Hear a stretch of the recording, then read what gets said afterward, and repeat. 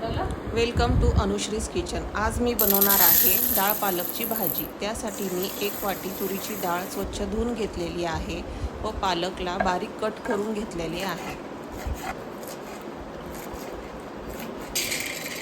पालक बारीक कट करून झाल्यानंतर कुकरमध्ये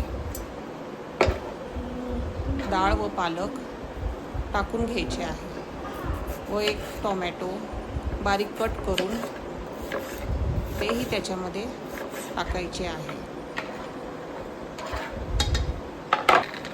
व थोडे शेंगदाणे टाकून घ्यायचे आहे व वरतून पाणी टाकून थोडे तेल टाकायचे आहे। कुकरचे झाकण बंद करून 3-4 शिट्ट्या देऊन घ्यायच्या आहे। मिक्सरच्या भांड्यामध्ये 3-4 हिरव्या मिरची, लसण, कोथिंबीर, जिरे याची बारीक पेस्ट करून घ्यायची आहे। बारीक पेस्ट करून झाल्यानंतर